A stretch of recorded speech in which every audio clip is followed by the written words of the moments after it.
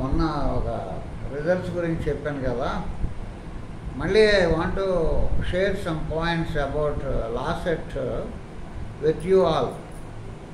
First of all, I congratulate all of you for getting ranks and very good ranks in the LASET examination.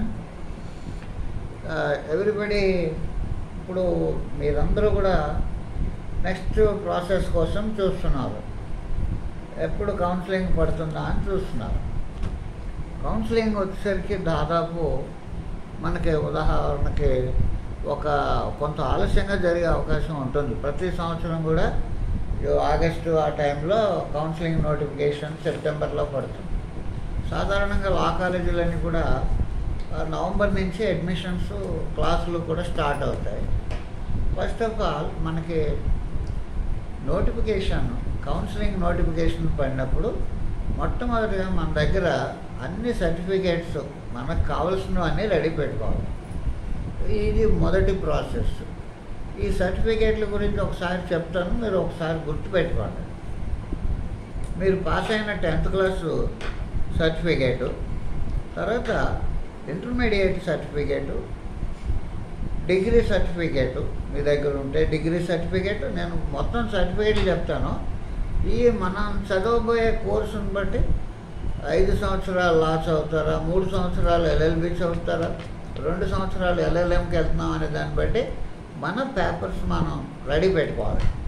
మనం ఈ 10th, intermediate, degree original సర్టిఫికేట్లు మనం ready పెట్టుకోవాలి. Degree అయితే మనకి provisional certificate ఉన్నా పర్వాలేదు, డిగ్రీ సర్టిఫికేట్ ఇంకా రాకపోయినా కానీ. ఇది మనకి ముందుగా. నెక్స్ట్ తదుపరి మనకి హాల్ టికెట్ మన దగ్గర ఉంది కదా, హాల్ టికెట్, ఆ ర్యాంక్ కార్డు తీసుకోవాలి. ఈ 2 కూడా రెడీ పెట్టుకోవాలి.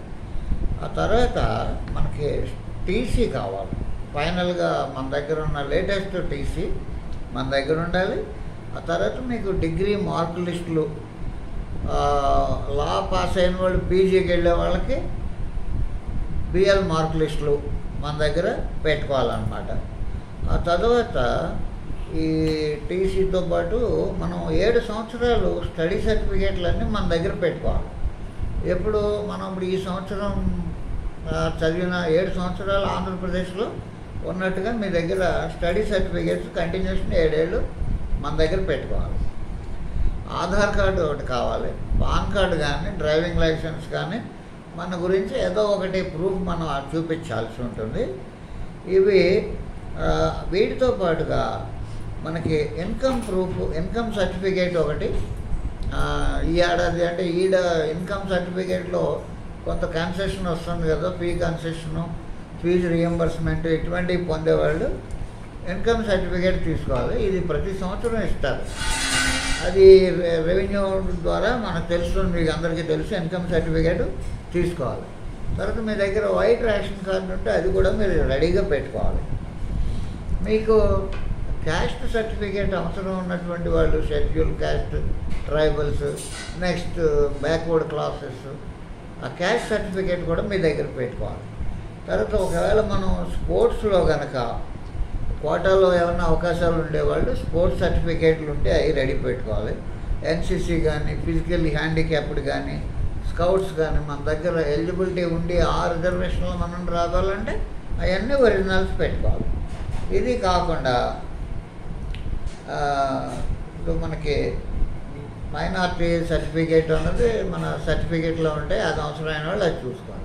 ఈ ఒరిజినల్స్ అన్నీ మనం రెడీగా పెట్టుకొని కౌన్సిలింగ్ పడినప్పుడు మనం దానికి ఫీజు పెడతారు, 1000 రూపాయలు, 800, అది చెల్లించి మనం రిజిస్ట్రేషన్ చేసుకుంటాం. చేసుకుని ఇప్పుడు చెప్పిన సర్టిఫికేట్లో మనకి ఏ సర్టిఫికేట్లు అప్లికబుల్ అవుతాయో అవన్నీ కూడా మనం అప్లోడ్ చేసుకుంటాం. తర్వాత ఈ అప్లోడ్ అయిన సర్టిఫికేట్లు అన్నీ కూడా ఈ హయ్యర్ ఎడ్యుకేషన్ వాళ్ళు వెరిఫై చేసుకుని మనకు అన్నీ కరెక్ట్గా ఉన్నప్పుడు మనని వెబ్ కౌన్సిలింగ్కి అడ్మిట్ చేసుకుంటారు. అందువల్ల కౌన్సిలింగ్ అనేది కొంచెం లేట్ అవుతుంది, మీరేం కంగారు పడక్కర్లేదు. ఆ తర్వాత మనం ఈ సర్టిఫికేట్లు ఈ లోపల మీరు అన్నీ పోగు చేసుకుని రెడీ పెట్టుకుని ఉంటే అప్లోడ్ చేసుకొని మనం ఎలిజిబిలిటీ తీసుకున్నాక అప్పుడు మనం ఈ యొక్క ఏ కాలేజీ పెట్టుకోవాలి ఆప్షన్స్ అనేది అది మళ్ళీ నోటిఫికేషను వెబ్ ఆప్షన్స్ పడుతుంది. అది పడినప్పుడే కాలేజీలు ఎన్ని ఉన్నాయి, ఏ కాలేజీలో ఏ కోర్సులు ఉన్నాయి, ఏ కాలేజీలో ఎంత ఫీజు, అది మనం తర్వాత చూసుకోవచ్చు. మీకు ఏమైనా డౌట్లు ఉంటే నాకు పెట్టండి, నేను మళ్ళీ మీకు డౌట్ క్లారిఫై చేస్తాను. Thank you very much. Me Subrahmanyam.